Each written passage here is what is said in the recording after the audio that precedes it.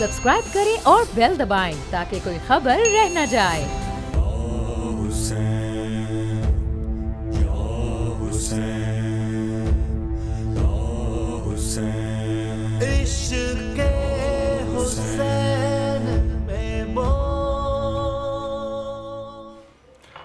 बिस्मिल्लाहिर्रहमानिर्रहीम। 10 मुहर्रम का आज रोज़ है। यकीनन आज एक ऐसा दिन है जो हमें बताता है कि हमें किस तरह एक अच्छा मुसलमान बनना है। हमें बताता है कि हक़ व बातिल में फ़र्क क्या है। हमें बताता है कि हम जब नमाज में अल्हम्दुलिल्लाह पढ़ते हैं, रब से सिराते मुस्तकीम मांगते हैं, सीधा रास्ता मांगते हैं, तो इस दुनिया में दो रास्ते हैं, एक सीधा रास्ता है और एक गलत रास्ता है, एक हक़ है, एक बातिल है। तो यकीनन हमें ये मानना पड़ेगा और जानना पड़ेगा और सोचना पड़ेगा कि आज इस दुनिया में बहुत सारे ऐसे लोग हैं जो हक पे जाना चाहते हैं, जन्नत के ख्वाहां हैं, चाहते हैं कि वो सही राह पर चलें, पर फिर भी हम देखते हैं कि हक के अलमबरदार के साथ वो खड़े नहीं होते, वो नहीं हुसैनियत का नाम लेते। लेकिन आज मुझे इस बात की भी खुशी है कि हमारे इस दुनिया में, हमारे इस दौर में हुसैनी बढ़ रहे हैं। अल्हम्दुलिल्लाह। मौला हुसैन अलैहिस्सलाम की कुर्बानी अगर किसी को नहीं समझ में आती तो सोचना पड़ेगा कि कहीं उसके दिल पे पत्थर तो नहीं, कहीं उसकी आंखें बंद तो नहीं, कहीं जहन में दीवारें तो नहीं खड़ी हो गई हैं। लेकिन यकीनन अब क्योंकि इंटरनेट का दौर है, ग्लोबल एरा चल रहा है, कनेक्टिविटी बढ़ चुकी है, तो अल्हम्दुलिल्लाह हुसैनियत बढ़ रही है। और हुसैन का पैगाम, क्योंकि इस्लाम जिंदा होता है करबला के बाद, इसमें कोई दूसरी राय नहीं होनी चाहिए। मेरे साथ बड़े प्यारे मेहमान हैं आज के इस खुसूसी प्रोग्राम में, इनका तारुफ करवाता चलूँ। मेरे साथ मौजूद हैं अकील अब्बास जाफरी साहब, किसी तारुफ के मोहताज नहीं है, हिस्टोरियन हैं, रसाई अदब के माहिर हैं। बहुत बहुत शुक्रिया जाफरी साहब, आपने अपना कीमती वक्त दिया। अल्लामा सैयद सज्जाद शब्बीर रिजवी साहब, आपका बहुत बहुत शुक्रिया किबला, आपने अपना कीमती वक्त हमें दिया और हम आज यकीनन अपना हिस्सा डालेंगे जो मुहर्रम में हमको सबको डालना चाहिए। और नोहा खान है मेरे साथ, ज़हीर अब्बास नकवी साहब। नकवी साहब, आपका बेहद मशकूर हूँ कि आपने अपना कीमती वक्त हमें दिया। गुफ्तगू का आगाज़ अल्लामा साहब आपके साथ में करना चाहता हूँ।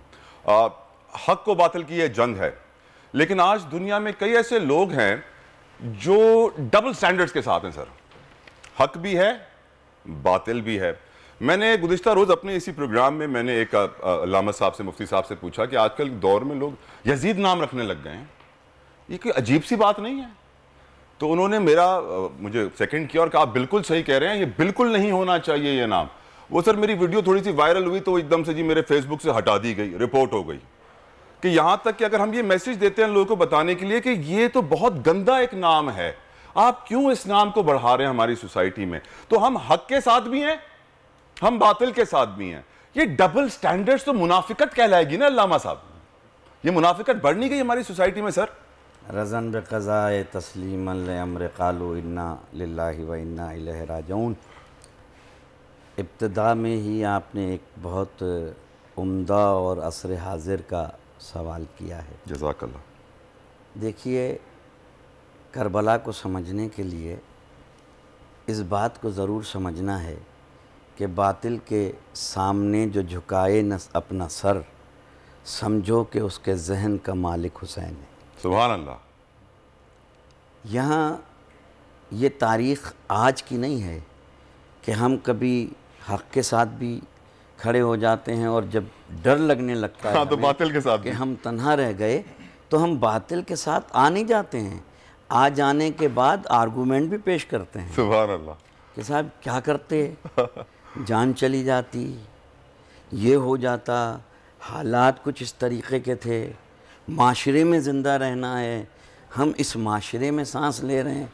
मगर 61 हिजरी में जब 28 रजब को इमाम हुसैन ने अपने नाना का मदीना छोड़ा, अल्लाह अकबर, और जब आप वलीद के दरबार से वापस आए हैं तो तारीख़ तबरी ने एक जुमला लिखा, अगर ये आपके तवस्सुत से उम्मत मुस्लिमा तक पहुँच जाए, आमीन। आपने फरमाया, ए नाना के दीन, अल्लाह, मेरे मरने से अगर तू बच सकता है ओए, तो आओ तलवारों मेरे जिस्म के टुकड़े टुकड़े कर दो। अल्लाह। हक़ व बातिल की जहाँ आपने बात की, इमाम हुसैन ने तारीख़ में एक और जुमला कहा है अल्लाह, जिसमें पूरी करबला और हक़ व बातिल सिमट के आ गई।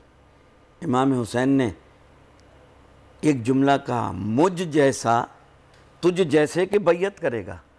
इस मुझ जैसे में पूरी करबला की तारीख़ है सुभान अल्लाह। कि हुसैन बता रहे हैं मुझ जैसा अब समझ लीजिए कि मुझ जैसा कौन दोषे पैगंबर पे सवारी करवाने वाला, जबान चूसने वाला, अल्लाह अकबर, आगोश खुतबे को छोड़ के सरकार इमाम हुसैन को बिठा लें, अपने सजदे को तूल दे दें, मगर जब 28 रजब को इमाम हुसैन चलने लगे, आपने शायद तारीख में यही पढ़ा होगा कि 72 रुखा थे, यही है? जी हाँ, जी हाँ। कुछ लोग इमाम हुसैन से थोड़ा फासला रख के चल रहे थे। अच्छा, आपने हक़ व बातिल की बात की ना, कुछ लोग साथ साथ चल रहे थे, मगर जब वो देखते थे तारीख़ का रुख कि इमाम हुसैन मुश्किल में हैं, तो वो कुछ और फासले पे हो जाते थे। जब वो देखते थे कि इमाम हुसैन खुतबा दे रहे हैं, तो फिर करीब आ जाते थे। किसी ने पूछा कि तुम लोग हुसैन के साथ दूर दूर क्यों चल रहे हो? हम तो साथ चल रहे हैं, 72 का कारवां है। तो उन्होंने कहा, हो सकता है कि हुसैन पे कोई हमला कर दे रास्ते में, या इमाम हुसैन को कोई मार दे, तो कम से कम हम ये तो कह सकें कि हम इमाम हुसैन के साथ चल रहे थे मगर थे नहीं। तो इसका मकसद क्या हुआ कि ये आज से नहीं है, ये मुनाफिक, ये 61 हिजरी से लेके 1444 हिजरी के मुहर्रम का चांद ये बता रहा है कि हुसैनी कारवां में होंगे वो इतने साबित कदम होंगे कि वो ये कहेंगे कि हुसैनियत के राह में हम सर कटा तो सकते हैं, झुका नहीं सकते। सुभान अल्लाह। तो ये वो रास्ता है। ये आपने कहा कि हक़ व बातिल अभी जारी रहेगा, ये ख़त्म नहीं होगा, ये जारी रहेगा। आप जब उम्मा की बात करते हैं ना, जी जी, मैं बात पूरा इसको हक़ व बातिल का फैसला कर दूँ, आप उम्मा की बात करते हैं ना, 57 इस्लामी ममालिक हैं जी। मैं आपसे ये सवाल कर रहा हूँ, इन 57 इस्लामी ममालिक में इस्लाम का परचम कौन सा है? कोई भी नहीं। मेरा सवाल तो वैलिड है। बिल्कुल वैलिड है। वैलिड नहीं है? बिल्कुल वैलिड है। जब 57 इस्लामी ममालिक हैं, फ़िक्र एक है, नज़रिया एक है, तौहीद एक है, नबूवत एक है, कुरान एक है, क़यामत एक है, क़िबला अव्वल एक है, खाने काबा एक है, तो परचम एक क्यों नहीं है? टुकड़ों में बिखरे हुए हैं। इसका मकसद क्या हुआ?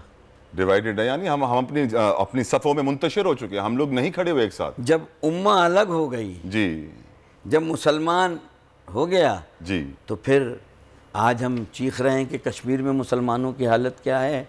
इतने से इसराइल ने, अगर सारे मुसलमान मिल के भी वहाँ खड़े हो जाएं तो इसराइल पानी में बह जाए। बिल्कुल सही कह रहे हैं। हम कह रहे हैं क़िबला अव्वल उनके कब्ज़े में है, हम यहाँ शोर मचा रहे हैं। इसका मसला अल्लामा साहब ये है ना कि हक के साथ ये खड़े होना आसान है, लेकिन बातिल की तरफ हाथ उठाकर कहना कि ये बातिल बहुत मुश्किल है।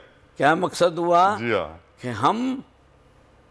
हम जहाँ की रो देखते हैं बहती हुई, उसमें शामिल हो जाते हैं। बिल्कुल सही फरमा। तो वाक़ई करबला में कुछ ऐसे लोग भी थे जो मसलियत पसंद थे, कभी कहते थे कि हम हुसैन के साथ हैं, मगर जैसे ही देखते थे कि हुसैन का काफ़िला, इधर 1.5 लाख का लश्कर, जी हाँ, इधर 72 नफूस या 125, उनमें चंद सवारियाँ, चंद तलवारें, छोटे बच्चे, ख़वातीन, वो समझ रहे थे कि इमाम हुसैन मौत की तैयारी के लिए जा रहे हैं, तो हमें मरना तो नहीं है।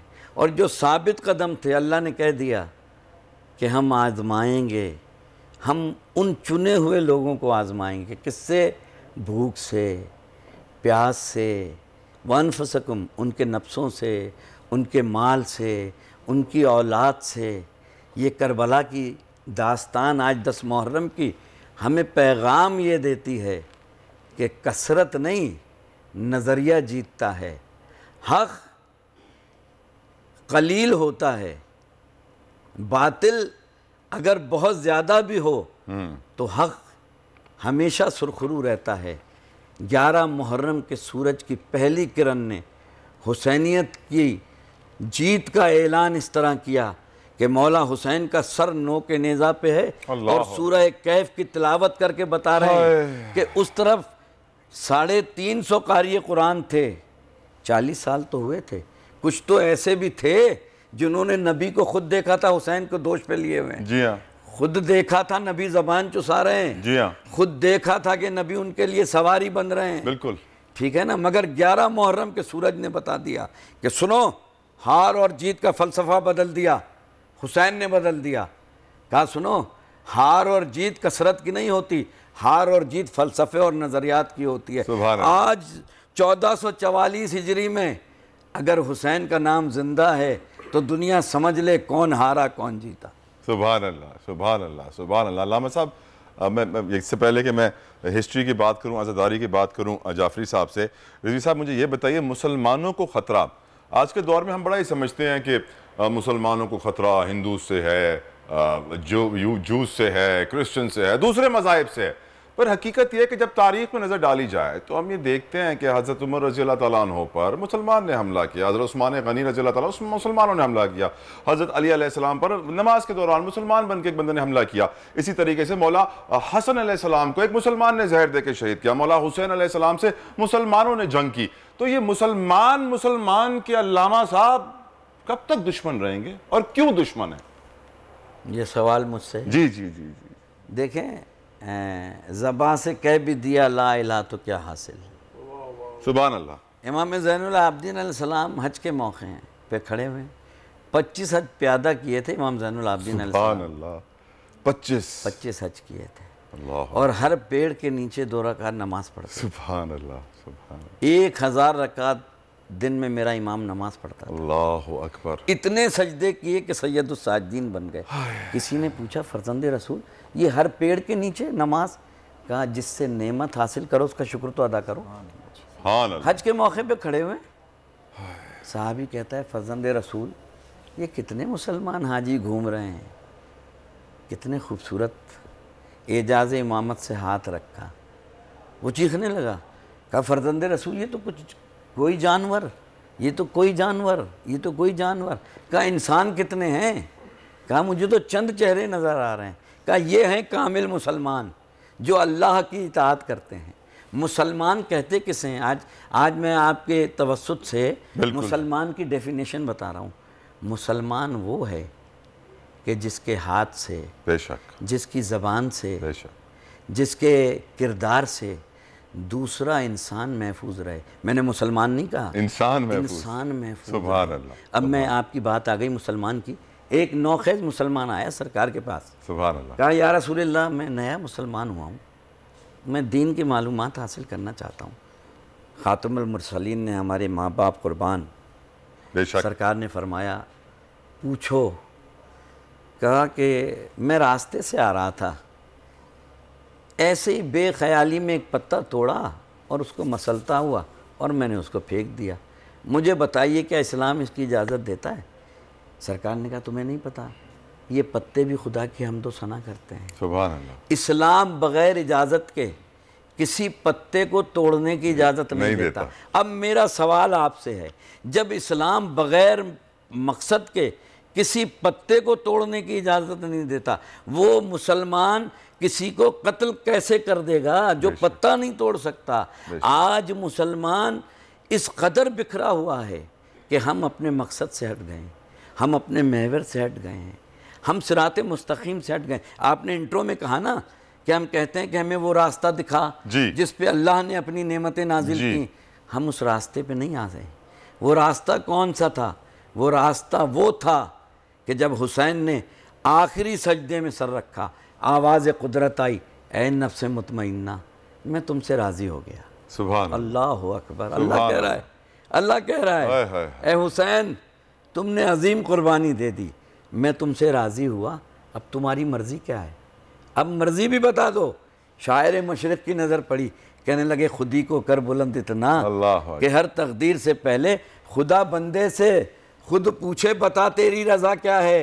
ये वो हुसैन था जिसने नाना के दीन की कश्ती जो भंवर में फंस चुकी थी, एक शख्स ने शाम में नारा लगाया जब इमाम हुसैन का सर आया, कहा कोई वही नहीं आई थी, ये सब बनी हाशिम का ढोंग था, कोई नबी नहीं आया था, मगर वो जो अल्लाह का नुमाइंदा था वो उठा, उसने कहा जो दीन में तरमीम करेगा, जो दीन में अमेंडमेंट करेगा।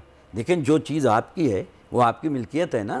अगर मैं उसमें तब्दीली करना चाहूँ तो आपको हक़ है कि मुझसे कहेंगे मौलाना क्यों तब्दीली कर रहे हैं?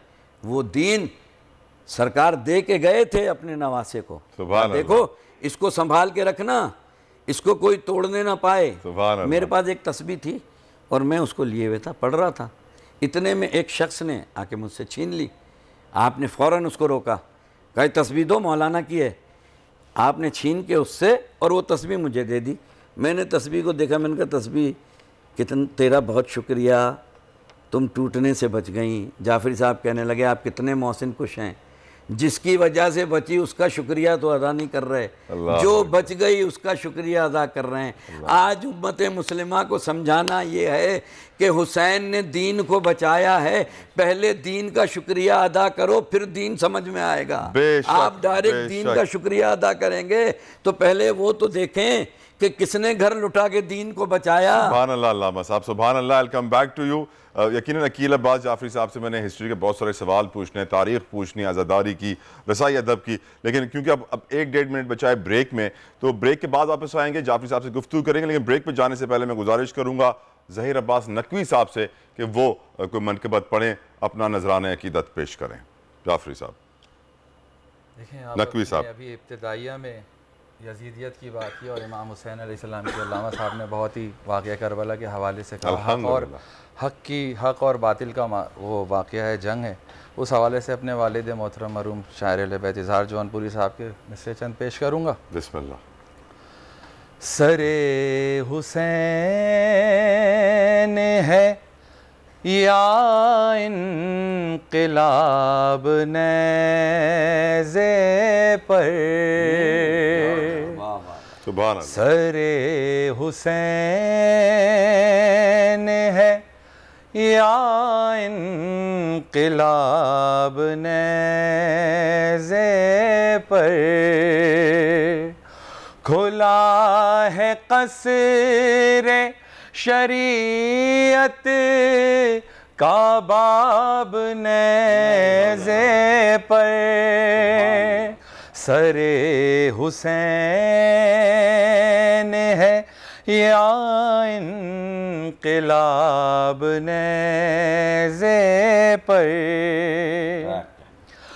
बचा के कलमा-ए तौहीद कलमा गो के लिए, बचा के कलमा-ए तौहीद कलमा गो के लिए, बुलंद है जाने रिसालत माब नेज़े पर, बुलंद है जाने रिसालत माब नेज़े पर, वो जिसके फैज़ की खुशबू है सारे आलम में, वो जिसके फैज़ की खुशबू है सारे आलम में, नबी के बाग़ का है वो गुलाब नेज़े पर, नबी के बाग़।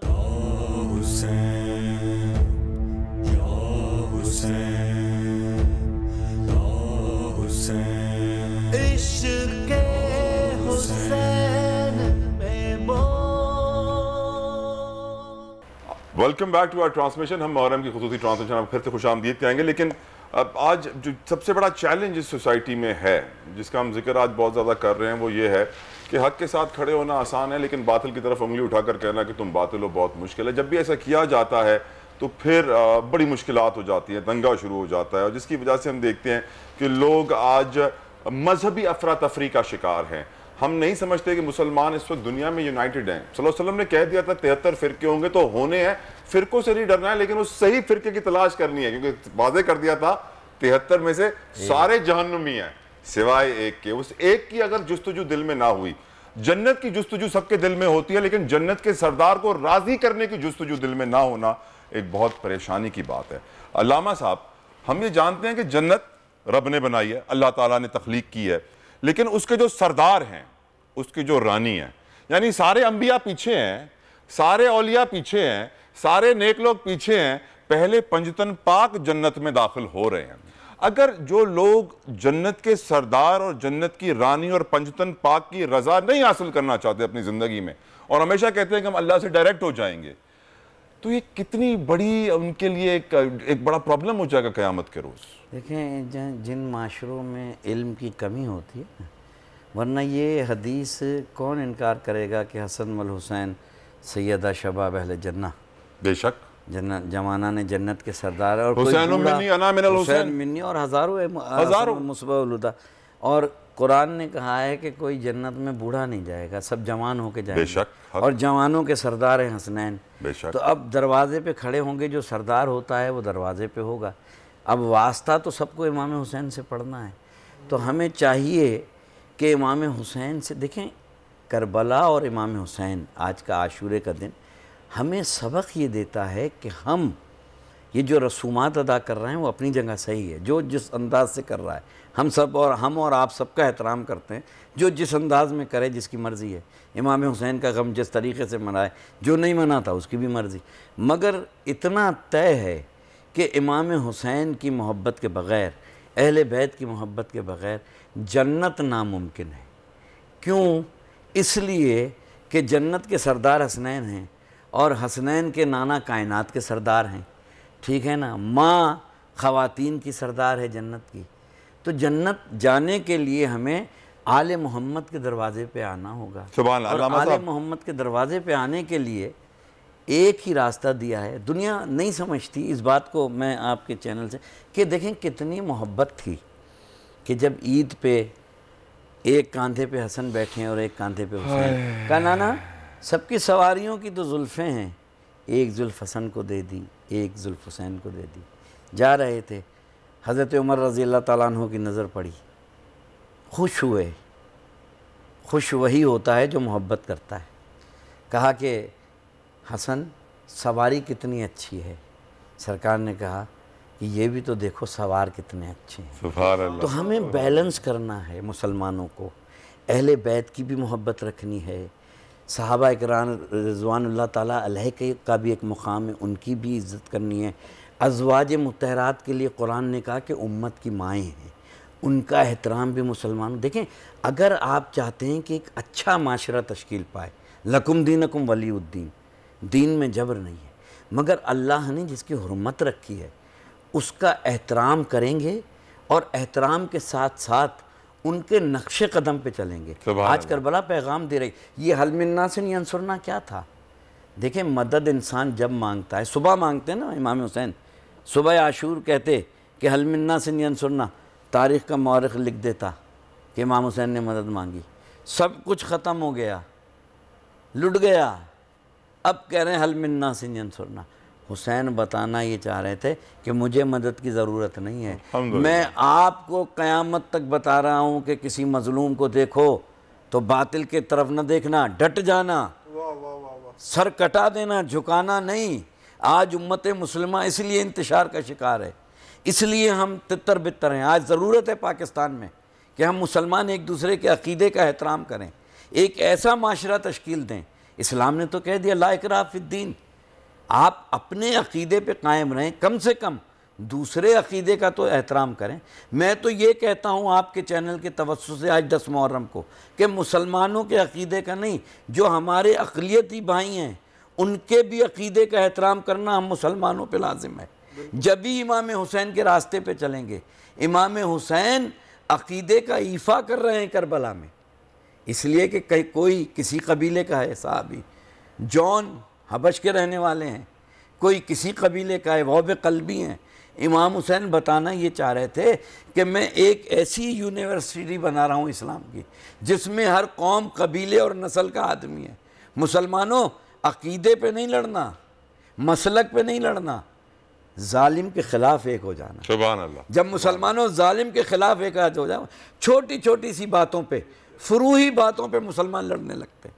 अरे भाई, फ़ुरूही इख्तिलाफ़ है ना, अल्लाह तो एक है, कुरान अलिफ लाम से वन्नास तक तो एक है। अल्लामा साहब, एक और मिसकंसेप्शन हमारी सोसाइटी में बहुत ज़्यादा पनपता है, वो क्या करते हैं, जो कि अगर इंसान में थोड़ी भी कॉमन सेंस हो ना तो वो खुद भाप सकता है कि लेट से कि कोई एक वजीर आजम हो, उसकी 20 बंदों की काबीना हो और उसके प्यारे से 5 का घर हो, तो उसको हमेशा अपनी फैमिली से बहुत ज्यादा प्यार होगा बनिस्बत काबीना से। लेकिन हमारी सोसाइटी में बहुत सारे मुसलमान ऐसे हैं जो नौजुबिल्लाह अस्तगफिरुल्लाह माज़अल्लाह सहाबा कराम को घर से पहले रख देते हैं, जबकि घर हर इंसान को अपनी औलाद से ज्यादा प्यारा तो कोई चीज होती ही नहीं दुनिया में ना। अपना घर हर किसी को प्यारा होता है। यहाँ तो बात है शबाबुल जन्ना की, जन्नत की रानी की, वो जो कुर्बानी देंगे, वो जो मैं ख्याल से सल्लल्लाहु अलैहि वसल्लम सबसे बड़ा इम्तिहान करबला है। देखें, शम्मे रिसालत के परवानों पे तो हम सबकी जाने कुर्बान, बेशक जितने सहाबा हैं, मगर ये तो देखें कि सहाबा किससे मोहब्बत कर रहे हैं। सुभान अल्लाह,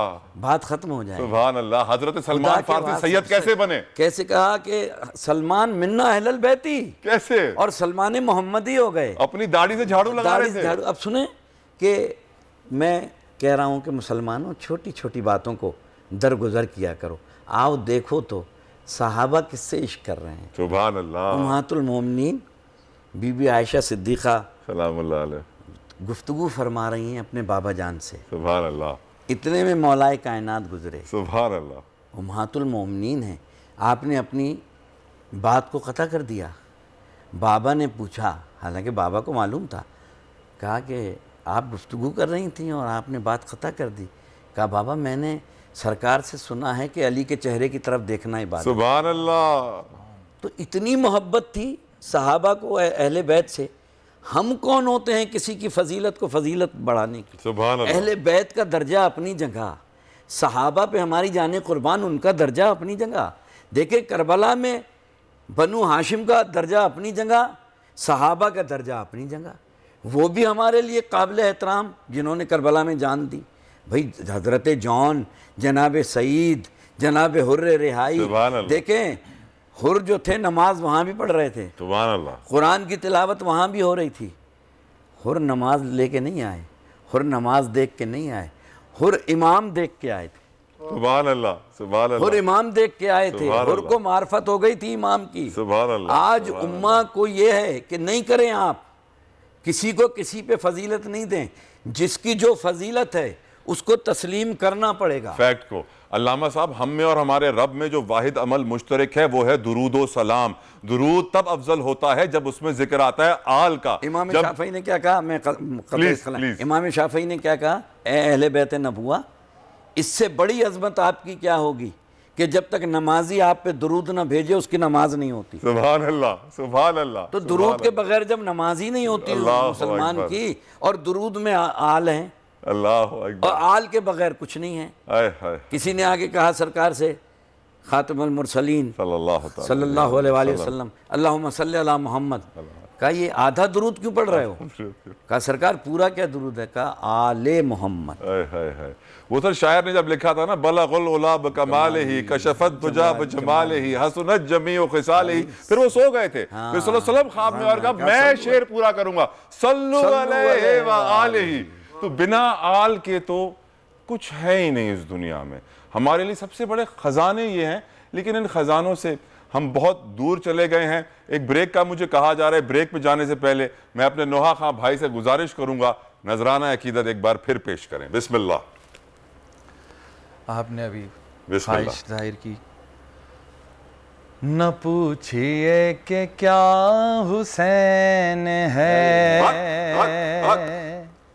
न पूछिए कि क्या हुसैन है, न पूछिए कि क्या हुसैन है, खुदा के दी का ना खुदा हर इब्तिदा की इब्तिदा,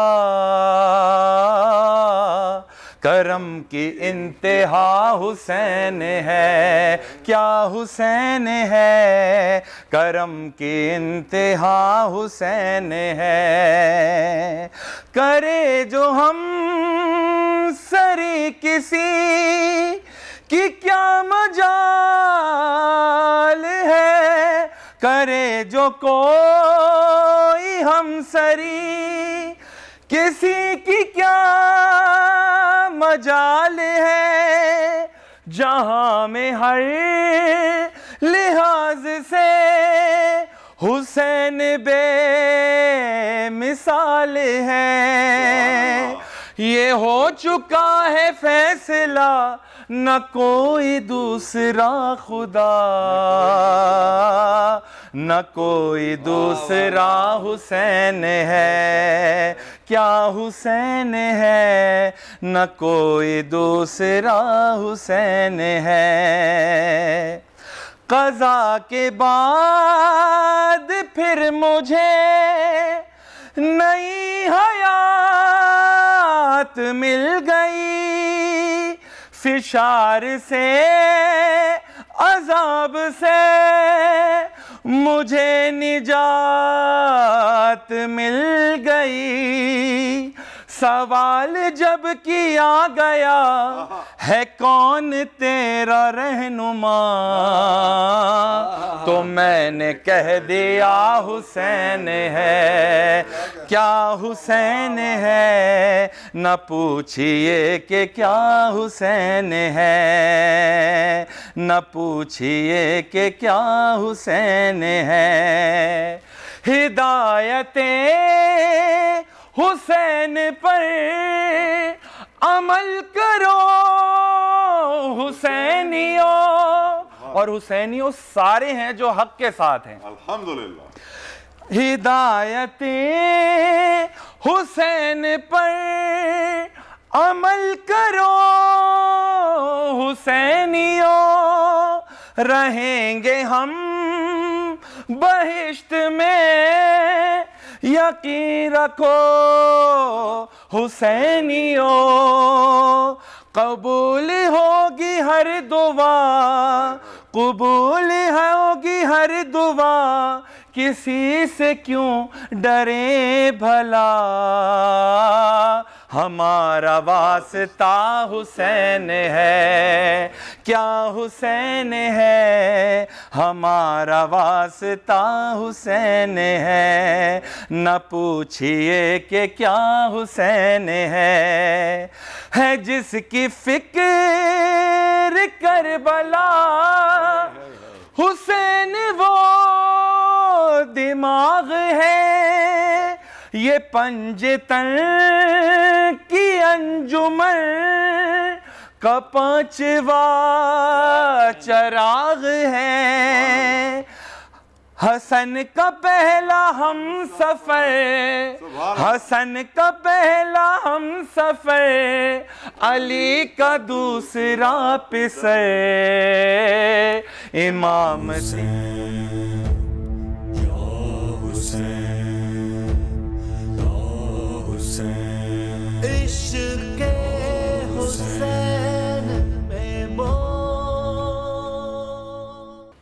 वेलकम बैक। दुनिया बोल है में, और आज हम आशूरा के हवाले से अपनी स्पेशल ट्रांसमिशन कर रहे हैं, अपना नजराना अकीदत पेश कर रहे हैं। मेरे साथ बड़े प्यारे मेहमान हैं, जैसे कि आपने देखा ब्रेक से पहले। अब मैं गुफ्तगू में शामिल करना चाहूँगा अकील अब्बास जाफरी साहब को। किसी तारुफ के मोहताज नहीं है, बहुत बड़े हिस्टोरियन, अदब से आपका ताल्लुक, शेर व शायरी, आप हर जगह इनको देखते रहते हैं, आर्ट्स काउंसिल, प्रेस क्लब, वो हर जगह बहुत एक्टिव नजर आते हैं। जाफरी साहब, आज़ादारी की तारीख थोड़ी रोशनी डालिए। भाई, आज़ादारी का आगाज़ तो जैसा कि आप सबके इल्म में है कि वो वाक़ई करबला के फ़ौरन बाद ही हो गया था, और जब वो ज़िंदान में कैद थी जनाब ज़ैनब और उम्मे कुलसूम और सैयदा सज्जाद, तो वहीं से सिलसिला शुरू हुआ मजालिस, मतलब जो उन्होंने ज़िक्र हुसैन का, फिर मदीने में जाकर उन्होंने बाकायदा इसका, वो जो बशीर इब्न जज़लम का वाक़या है कि वो मनादी करता हुआ जा रहा था कि हुसैन शहीद हो गए, तो वहाँ से आगाज़ हुआ। लेकिन मैं अपने आप को थोड़ा सा महदूद करना चाहूँगा। ये बहुत बड़ा टॉपिक है आज़ादारी, पूरी दुनिया में होती है, और दुनिया के न सिर्फ इस्लामी ममालिक में बल्कि हमारे ये जो अमेरिका, कनाडा, ऑस्ट्रेलिया, दुनिया के हर मुल्क में। वो जो अभी बात हो रही थी ना कि कोई परचम नहीं है हमारा, तो एक परचम ऐसा है जो दुनिया के हर मुल्क में लहराता है, और वो हमारी पहचान है, वो हज़रत अब्बास का परचम है। सुभान। तो उस परचम के साए में आज़ादारी होती आई है। 1444 हिजरी चल रहा है, ये 1300 साल से ज़्यादा अरसा गुजर गया। तो यहाँ बरसग़ीर में जो आज़ादारी का आगाज़ हुआ है वो हैदराबाद दक्कन से। ओके। और जो पहली नस्र की किताब लिखी गई दह मजलिस, वो भी वाक़या करबला के बारे में थी। फिर मरसिये जो लिखे जाने लगे, मतलब जो कुतबी दौर जो कहलाता है उनके हैदराबाद दक्कन का, ठीक। वहाँ से ये सिलसिला शुरू हुआ मरसिया निगारी का। और सोसखानी भी जिसे हम कहते हैं वो दहे कहलाते थे और हैदराबाद दक्कन से शुरू हुआ। फिर उसके बाद ये सिलसिला आगे बढ़ा और लखनऊ और अमरोहा और दिल्ली, आगरा। और मज़े की बात ये बताऊँ आपको कि हर इलाके की सोसखानी का यानी अंदाज़ बिल्कुल मुख्तलिफ है। अच्छा, ये पूरे दबिस्तान है। जैसे आप क्लासिकल म्यूज़िक में कहते हैं ना कि ये पटियाला घराना है, जी जी जी, ये हर कबीले का अंदाज अलग था। हाँ, ये ग्वालियर घराना है, ये कसूर घराना है, ये ग्वालियर घराना है। तो वो हर इलाके की जैसे क्लासिकल म्यूज़िक में है, इसी तरह से सोसखानी में भी ये बारीक फ़र्क मौजूद है। और ये सब के सब दबिस्तान कहलाते हैं सोसखानी के मुख्तलिफ। और इसी तरह से नौहे जो है, निगारी जो है, वो भी मतलब इब्तदा में तो जो नौहा निगारी नहीं थी और नौहा खानी नहीं थी, लेकिन ये कि जब मजलिस के सोसखानी हुई उसके बाद मरसिया पढ़ा गया या हदीस पढ़ी गई। यानी पहले जो मजलिस थी हमारी वो मरसिया थी। और ये जो मिंबर पर अब हम आजकल जो ज़ाकरी देखते हैं, जो क़िबला जिस तरह से खिताब फरमाते हैं, तो ये बात की बात है। यानी पहले इसकी इब्तदा मरसिया खानी से हुई, ठीक। और उसके बाद फिर मजलिस का अख्ताम हो जाता था। तो वहाँ पर एक मातम की जब फ़ज़ा बनती थी मजलिस के फ़ौरन बाद, तो उस वक्त लोगों ने ये ज़रूरत महसूस की कि कुछ हम ऐसे अशार पढ़ें जिससे बैनिया अशार हों, जिससे मातम में भी शिद्दत आए, जिससे गिरिए में भी शिद्दत आए। तो वहाँ से ये नौहा खानी ने जन्म लिया।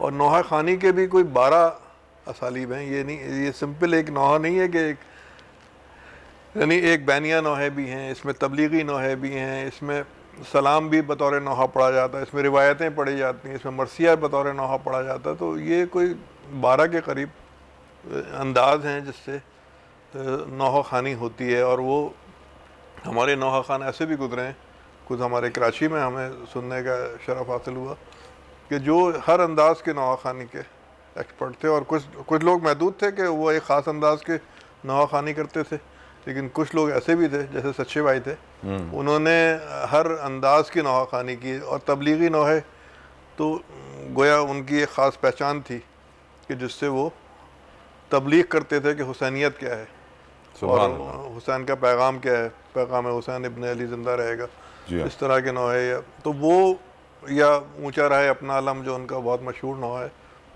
तो इस तरह के नौहे उन्होंने मुतारिफ़ करवाए और एक बिल्कुल नई जहत दी। उसके बाद अब ये कराची में जो हम देखते हैं कि 1947 से पहले का जो अज़ादारी का मंजरनामा था वो बिल्कुल मुख्तलिफ था। और यहाँ पर ख्वाजा अशना शरी जो थे वो डोमिनेट करते थे। और वही उन्हीं के ये खारादर का इलाका था, जैसे या लियारी का इलाका, और ये 12 इमाम का इमाम बाड़ा, बशू का इमाम बाड़ा, बड़ा इमाम बाड़ा खारादर, छोटा इमाम बाड़ा खारादर। तो ये 6 या 7 इमाम बाड़े थे कराची में। उस में सबसे पुराना जो इमाम बाड़ा था वो सिराज का इमाम बाड़ा कहलाता है और आज भी वो आबाद है, मौजूद है। और ये आपको दिलचस्प बात बताऊं कि ये एक हमारे सिंधी भाइयों की एक कास्ट है, सिराज, सीन रे अलिफ जे, उनका इमाम बाड़ा था ये। तो वो सिराज का लफ्ज़ चूँकि आम फहम नहीं था तो वो बिगड़ के सिराज हो गया।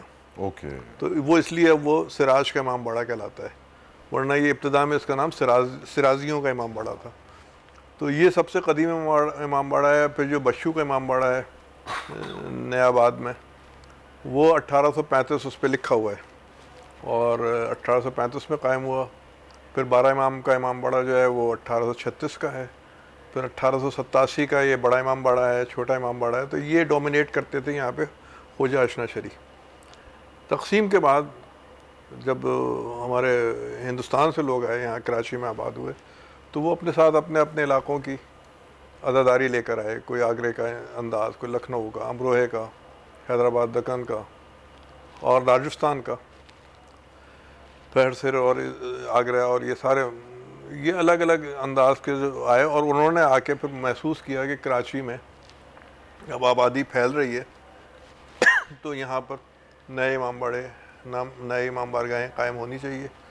तो उसके बाद 47 के बाद 48 में पहला जो 2 इमाम बाड़े कायम हुए वो मॉडर्न रोड का इमाम बाड़ा था, ठीक, शाह नजफ जिसका नाम है।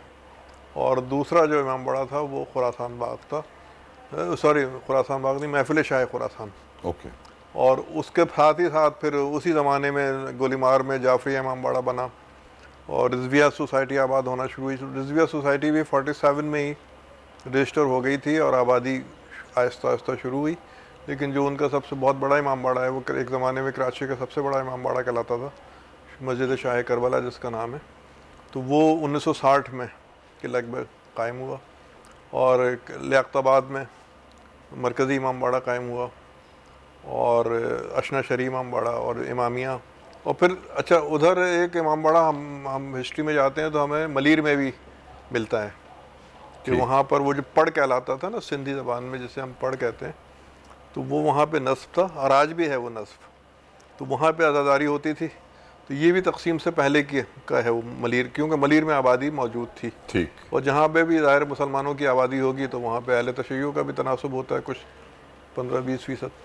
तो वो वहाँ, और फिर जो उस ज़माने का माहौल था उसमें तो तकरीबन 100% लोग जो है वो आज़ादारी से वाबस्ता होते थे। ख़ास तौर से हमारे जो सिंधी भाई हैं वो तो बिल्कुल मौलाई कहलाते हैं, आपको पता है। बिल्कुल जी। तो वो मलीर के इलाके में चूँकि वो डोमिनेट करते थे। और अभी एक किताब छपी है कराची की आज़ादारी, मलीर और शाह फैसल टाउन के ताल्लुक़ से, उसमें वो पूरी हिस्ट्री उन्होंने बयान की है।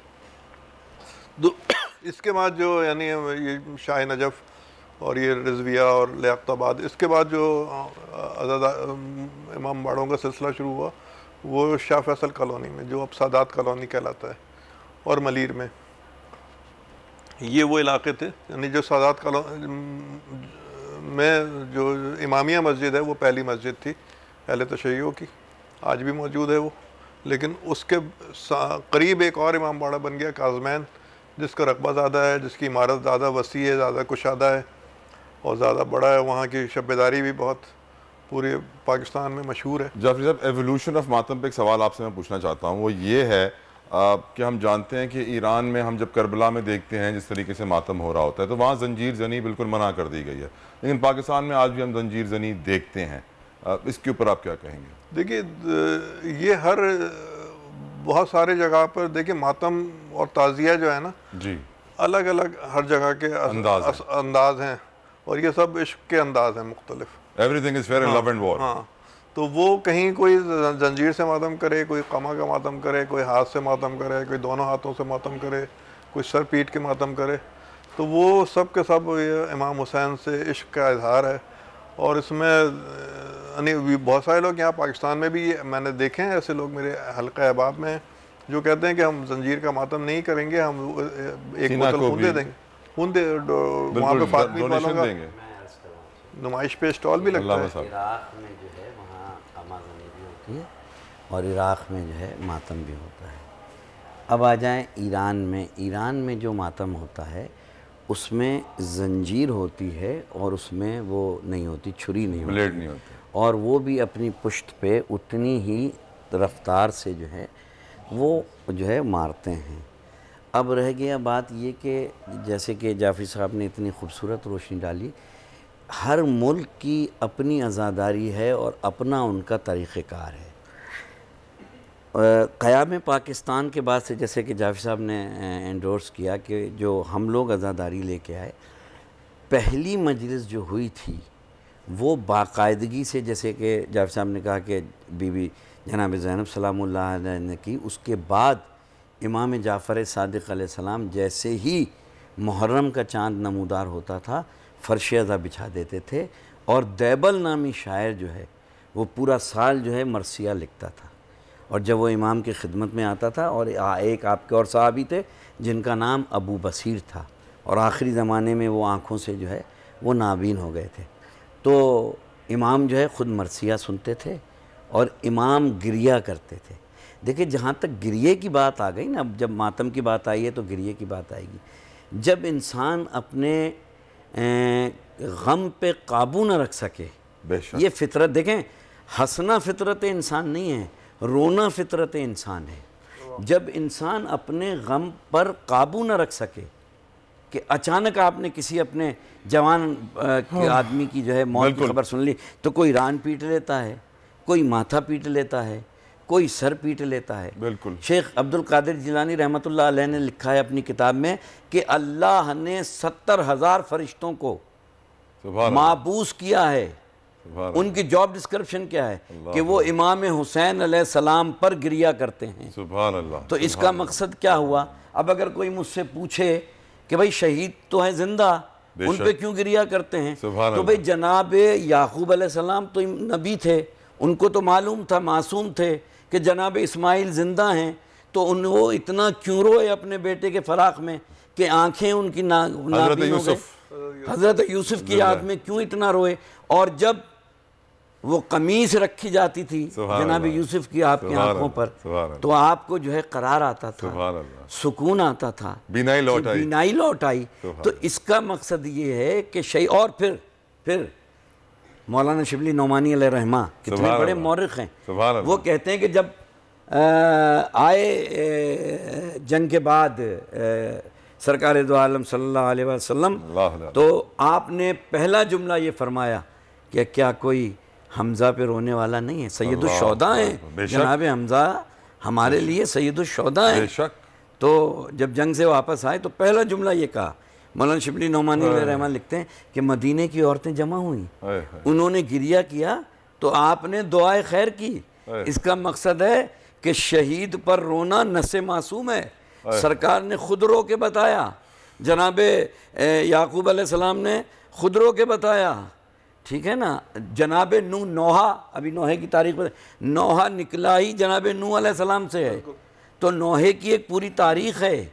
ये नोहा हम ऐसे नहीं पढ़ते हैं। बाकी रह गया कि कहीं जंजीर का मातम हो रहा है, कहीं कमा का मातम हो रहा है। देखें कुरान में जितनी चीज़ें आई उनकी हुर्मत आ गई। शराब हराम है ना, बिल्कुल, क़यामत तक हराम है, बिल्कुल। जो चीज़ें अल्लाह ने हराम की थी वो हराम हैं, ठीक है ना। अब मेरा सवाल ये है कि जो चीज़ें हराम थी अल्लाह ने क़यामत तक हराम कर दी, उस पर कोई किसी की दो राय नहीं है। अगर आप मुझसे ये सवाल पूछें कि मातम कहाँ लिखा है जी, तो मुझे इतना सा तो हक़ दे दीजिए कि कहीं आप मातम को कुरान से हराम तो साबित कर दें। बिल्कुल सही फरमाया। मैं इतना सा आपसे रिक्वेस्ट करूंगा कि कहीं आप मुझे कुरान से हराम साबित कर दें। पहले आप हराम साबित करें, फिर मेरा हक है कि मैं उसको हलाल साबित करूं, ठीक है ना। तो ये जो मातम है ये इश्क है, ये मोहब्बत है। कोई कमा मार रहा है, कोई जंजीर मार रहा है, कोई हमारे अहले सुन्नत भाई महफिल करके इमाम हुसैन को खिराज अक़ीदत पेश कर रहे हैं, ठीक है ना। हर कौम अपने, मगर आपको दहरिये भी मिलेंगे। मैं सिडनी जा रहा था तो एक दहरिया मेरे साथ बैठा हुआ था, नाउज़ बिल्लाह खाकम बदम, कि वो जो कि अल्लाह को नहीं मान रहा, मेरे वहदहुल्ला शरीक, वो कह रहा है मैं इमाम हुसैन को मानता हूँ। सुभान अल्लाह। अरे मैंने कहा मेरा रब पहले है जिसकी वजह से हुसैन है, सुभान अल्लाह। मेरे रब की तौहीद पहले है। इमाम हुसैन ने तो बचाया ही दीन मेरे रब का, तो मैं तो पहले अपने रब को मानता हूँ, ला इलाहा इल्लल्लाह, सबसे पहले कलमा तौहीद, फिर मेरे हुसैन के नाना जिनसे बड़ा कायनात में कोई नहीं। लेकिन सुभान अल्लाह, इस बात पे भी तो अल्लामा साहब कि मौला हुसैन अलैहिस्सलाम की शान देखिए, रब ने दी है शान कि आज उनको हिंदू भी मानते हैं, उनको क्रिश्चियन भी मानते हैं। मेरे अपने बड़े अच्छे दोस्त हैं क्रिश्चियन कम्युनिटी से, मसीह बरादरी से, वो हर मुहर्रम में पहली से 10वीं मुहर्रम तो न्याज कर रहे होते हैं। परवेज नाम है उनका, माशाल्लाह से उनको मैं सलाम करता हूँ। आपकी संजय दत्त वाली फैमिली, ये ब्राह्मण हुसैनी कहलाते हैं, हिंदू हैं। ये बिदअतें कहकर जमाना जब अलग हो जाएगा, हिंदू होकर हम उठाएंगे अलम अब्बास का। सुभान अल्लाह। मुस्लिम तो पढ़ते आए हैं कलमा रसूल का, हम हिंदुओं ने पढ़ लिया कलमा हुसैन का। सुभान अल्लाह। जय सिंह पनाह मांगेगी मुझसे नरक की आग, हिंदू तो हूँ मगर मैं हूँ शहदा हुसैन का। सुभान अल्लाह, सुभान अल्लाह। और एक शेर आप भी सुना दीजिए, आप भी नजराना पेश कीजिए। आपने कहा था मैं सलाम पेश करूंगा, जी जी, बिस्मिल्लाह कीजिए, फिर हम ब्रेक की तरफ बढ़ेंगे। यकीनन हम चाहते हैं कि आज इस महफिल में सबका हिस्सा डले, क्योंकि मैं समझता हूँ कि टेलीविजन पे हमें बहुत कुछ बोलने का मौका मिलता है, लेकिन जब मौला का जिक्र आता है तो दिल को अलग एक सुकून मिलता है। और हमारी ये खुश नसीबी है कि हमें अल्लाह ताला ने ये मौका अता किया है। गुजारिश करूंगा जाफरी साहब से कि वो भी अपना नजराना पेश करें। ये एक सलाम के चंद अशआर बिस्मिल्लाह। करबला कोई फसाना ना फसू है, यूं है। अहमद फराज की बहुत मशहूर ज़मीन है। जी हाँ। करबला कोई फसाना ना फसू है, यूं है, ये तो एक मौज़ा कुन फ़यकूं है। सुभान अल्लाह। यूं है करबला कोई फसाना ना फसूं है, यूं है ये तो एक मौज़ा कुन फ़यकूं है, यूं है और मेरे दिल से भी गुज़रती है कोई नहर फ़रात। क्या कहने, वाह वाह। मेरे दिल से भी गुज़रती है कोई नहर फ़रात, मेरी आँखों में जो ये मौजे खून है, यूं है मेरे दिल से भी गुज़रती है कोई नहर फ़रात, मेरी आँखों में जो ये मौजे खून है, यूं है।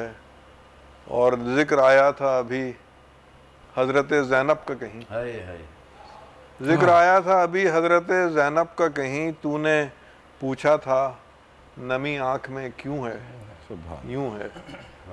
ज़िक्र आया था अभी हज़रत ज़ैनब का कहीं, तूने पूछा था नमी आँख में क्यों है, यूं है कीमत खुल्द है एक अश्क अदाए शब्बीर। कीमत खुल्द है एक अश्क अदाए शब्बीर, अब कोई लाख ये कहता रहे यूं है, यूं है। सुभान अल्लाह। कीमत खुल्द है एक अश्क अदाए शब्बीर, अब कोई लाख ये कहता रहे यूं है, यूं है। उनकी कोशिश गम शब्बीर फ़ना हो जाए, उनकी कोशिश गम शब्बीर फ़ना हो जाए, और ये गम के फुजूं है, और ये गम के फुजूं और फुजूं है, यूं है।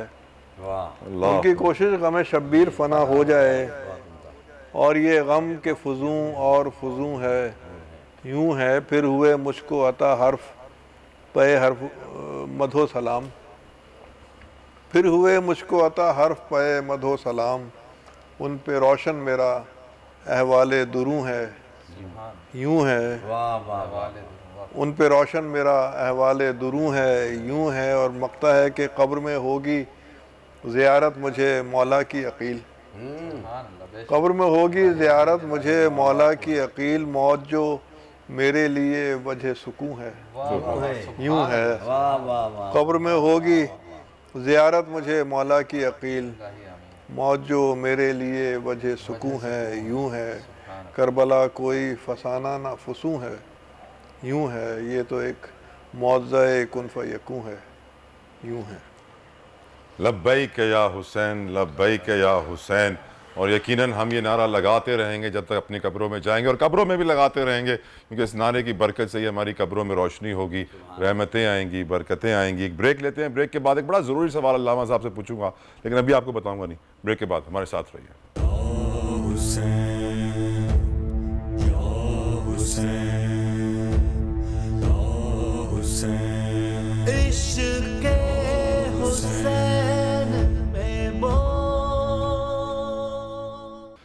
शास्त हुसैन बादशाहस्त हुसैन, दी अस्त हुसैन दी पनास्त हुसैन, सरदाद नदाद दस्त दर दस्त यजीद, हक्का के बिना ला इलाहा अस्त हुसैन।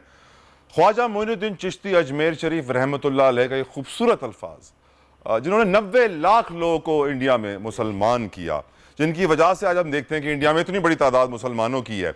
लेकिन अफसोस की बात ये होती है कि जब भी मैं ये अपने मुसलमान भाइयों के सामने ये बात करता हूँ, तो वो मुझे पहला जो चीज़ पूछते हैं यार क्या आप शिया हो?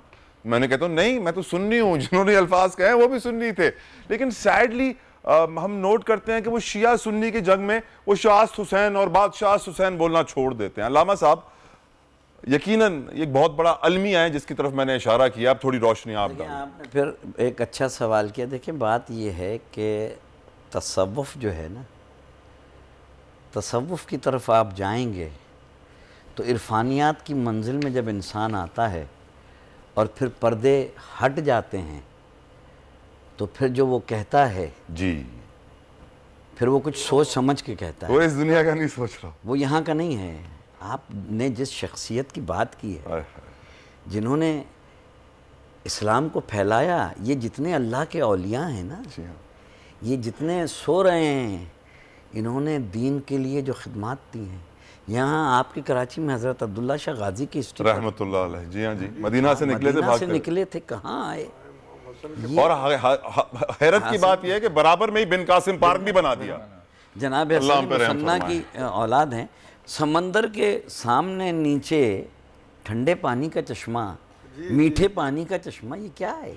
ये जो शेर कहा गया, ठीक है, आप अल्लामा इकबाल के इस शेर को क्या कहेंगे?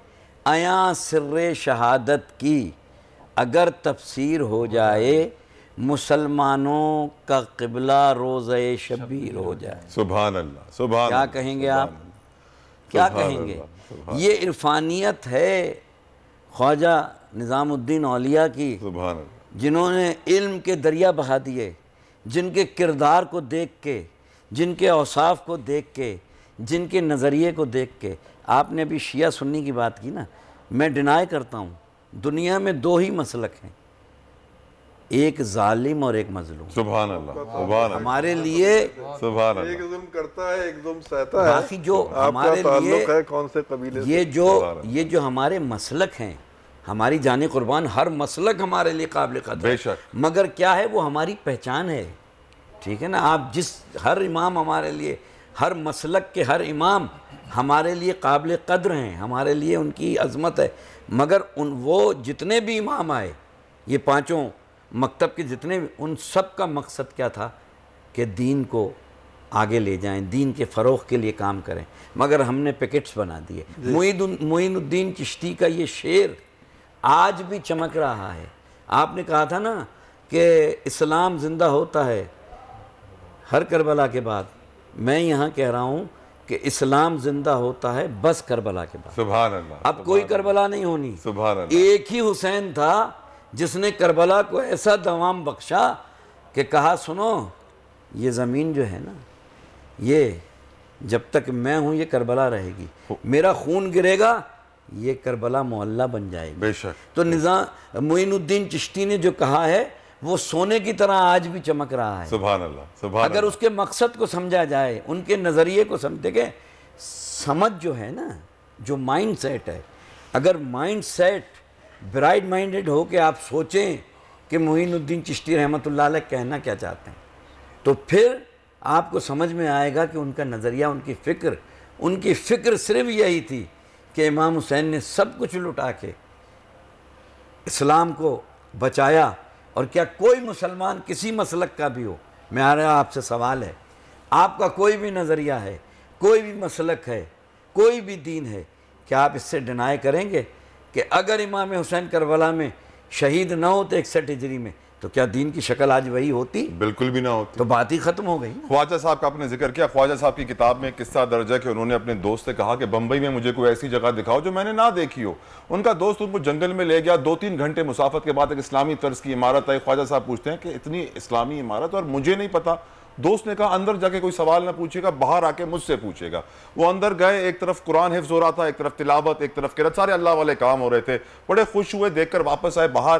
दोस्त से पूछा ये क्या हो रहा है? तो उन्होंने कहा ये सारे यहूदी हैं, ये हमारी किताबें हिफ्ज कर लेंगे और फिर इनको इमामत सौंपी जाएगी, फिर ये बड़ी बड़े मिंबरों पे बैठेंगे, मस्जिदों में बैठेंगे। इसीलिए सल्लल्लाहु अलैहि वसल्लम ने अपनी हदीस का मफहूम ये भी है कि उन्होंने एक बार ख्वाब में देखा कि उनके मिंबर पे बंदर बैठे हुए थे। और आज यकीनन ये वही यहूदी एजेंट हैं जो अब मिंबर रसूलुल्लाह पे बैठे हुए हैं। अल्लामा साहब, शाह हुसैन, बादशाह हुसैन में जो कोई बैन भी लगा था रेडियो में, ये एक 1967-68 वगैरह की बात है। तो ये इस रुबाई के पढ़ने पर पाबंदी लग गई थी रेडियो पाकिस्तान पर। और कहा यह गया था कि इसके अंदर एक दो मतलब ऐसे पहलू हैं कि जो कुफरिया गोया उनके नज़र में थे कि दीन अस्त हुसैन दीन है और दीपना अस्त हुसैन, ये तो समझ में आ रहा है दीपना अस्त हुसैन, लेकिन हुसैन दीन है, ये भी कहना उनको नागवार था जिन्होंने पाबंदी लगाई थी। और ये कि हक्का के बिना ला इलाहा अस्त हुसैन, असल एतराज़ इस मिसरे पे हुआ था क्योंकि आपको पता है कि ला इलाहा जो है वो एक कुफरिया कलमा है। ला इलाहा इल्लल्लाह के बाद इल्लल्लाह ना हो तो ला इलाहा मुकम्मल नहीं होता।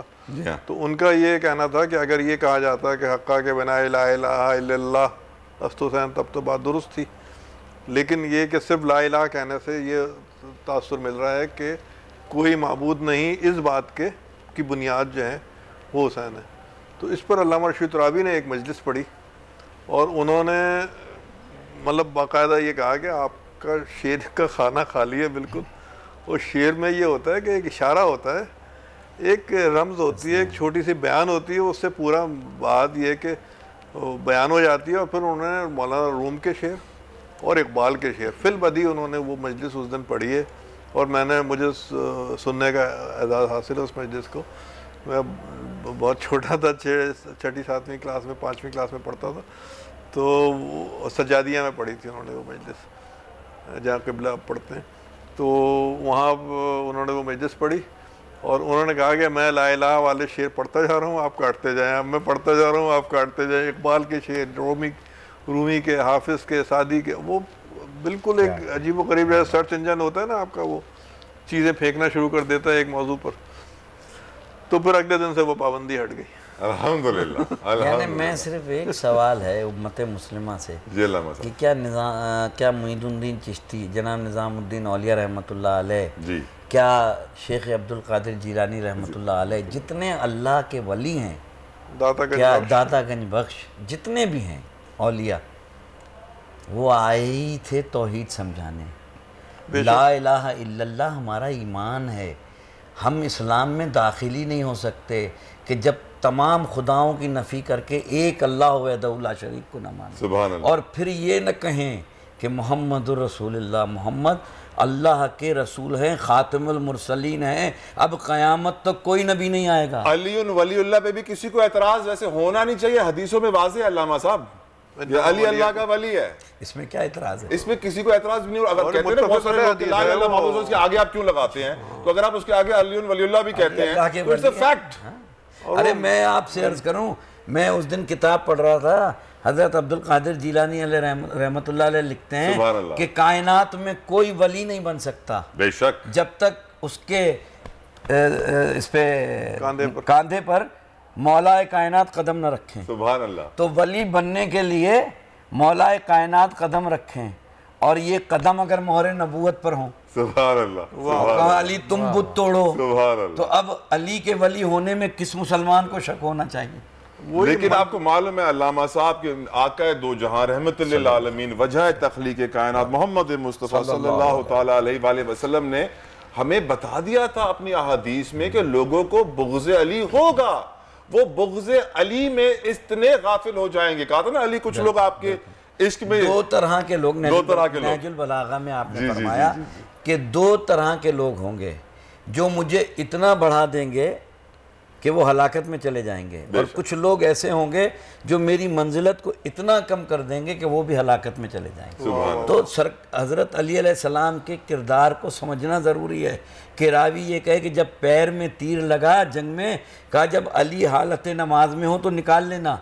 कहा क्यों? कहा जब अली हालत नमाज में होते हैं तो जिस्म ज़मीन पे होता है, रूह आसमान पे होता है। सुभान अल्लाह, तो ऐसी नमाज कौन पढ़ेगा? कौन पढ़ेगा? बेशक बेशक हक है, लेकिन वही है कि हमें, मेरी कोशिश ये है कि मैं अपने लोगों को बताऊं। अल्लामा इकबाल साहब रहमतुल्लाह अलैह का भी एक शेर का मफहूम है, मैं आपकी तरह शेर तो नहीं पढ़ सकता, थोड़ा सा छोटा हूँ अभी, दुआ कीजिएगा कि मैं शेर ऐसे याद कर सकूँ। मफहूम ये है कि मौला हुसैन आग हैं, हम मुसलमान लकड़ी हैं। जब ये लकड़ी आग में जाती है तो मशल बनती है और राह दिखाती है और मंजिल तक हमें पहुंचाती है, लेकिन हम ये देखते हैं कि हम मंजिल से अभी काफ़ी दूर हैं, कई वजूहत है। लेकिन हमारे साथ एक बड़े प्यारे हमारे भाई ज़हीर अब्बास नकवी साहब बैठे हैं, जिनके हमने काफ़ी देर से खिदमत हासिल नहीं की हैं। मैं चाहूँगा कि वो एक मनक़बत पेश करें, और मेरी पसंदीदा, ना पूछिए कि क्या हुसैन है, वो बिल्कुल इसके बाद सुनाऊँगा मैं। अभी क्योंकि ज़िक्र हो रहा था, आपने जब सवाल किया कि इमाम हुसैन अलैहिस्सलाम, हाँ, दीन इस्लाम में जो है वो परचम अलग अलग है, तो एक ही परचम है, क़िबला ने कहा गया मौला अब्बास का, और वफ़ा का नाम लिया जाए तो वफ़ा का जहाँ जिक्र होता है तो एक ही नाम आता है, मौला अब्बास का। बेशक। तो उनके हवाले से एक नोहे के चंद मिसरे हैं, उनके फ़ज़ाइल के भी और मसाइब के भी चंद मिसरे हैं। अब्बास अलमदार, अब्बास अलमदार, अब्बास अलमदार, अब्बास अलमदार, सक़ाए सकीना, सक़ाए सकीना, या गाज़ी कर्रार, अब्बास अलमदार, अब्बास अलमदार, तुम कमरे बनी हाशिम और नाज़े वफा तुम हो, तुम नूरे अली मौला ज़हरा की दुआ तुम हो, तुम बाबे हवाइज हो वलियों के मददगार, अब्बासे अलमदार, अब्बासे अलमदार। और मौला हुसैन ने अपनी सारी ज़िंदगी जब से अब्बास आए अब्बास अब्बास अब्बास कहते रहे। सुभान अल्लाह। हैदर की शुजाअत का मज़हर है मेरा गाजी, सुभान अल्लाह। ईसारो सखावत का पैकर है मेरा गाजी, जारी है लबों पर ये विरदे शहे अबरार, अब्बासे अलमदार, अब्बासे अलमदार। और हर घर पे अलम लगा होता है, जो भी हक की राह अपनाता है, हक का साथ देता है। ये तेरा अलम गाजी साया करे रहमत का, ये तेरा अलम गाजी साया करे रहमत का, दर तेरा वसीला है अल्लाह की नेमत का, मुश्किल में सहारा है हर जा तेरी सरकार, अब्बासे अलमदार, अब्बासे अलमदार। और वो जरी जो रिज़ाए परवरदिगार के आगे सजदा रेज हो गया, मिल जाती इजाजत तो एक हशर था दा पर, मिल जाती इजाजत तो एक हशर था दा पर, अफसोस मगर तेरे बाजू कटे दरिया पर, मशकीज़े से आती है गाजी तेरी महकार, अब्बासे अलमदार, अब्बासे अलमदार। सुभान अल्लाह, सुभान और ये मौला ने मुझे शर्फ दिया कि मैंने ये कलाम की कमी है, नहीं तो मैं आपको बिल्कुल इजाजत देता, लेकिन वक्त क्योंकि आपको मालूम है टेलीविजन पे हमें पाबंद कर देता है, हथकड़ियाँ डाल देता है, लेकिन हम फिर भी शुक्रगुजार हैं कि हमने मौला का जिक्र किया, मौला अब्बास का जिक्र किया। अल्लाह ताला हम सबको पंजतन पाक की गुलामी अता फरमाए, तो हमें हुसैन की नेमत से नवाजे, क्योंकि जिस मुसलमान के दिल में गमे हुसैन ना हुआ वो शायद मुसलमान ना हुआ। वाह। अपना बहुत ख्याल रखिएगा। अल्लाह हाफिज़।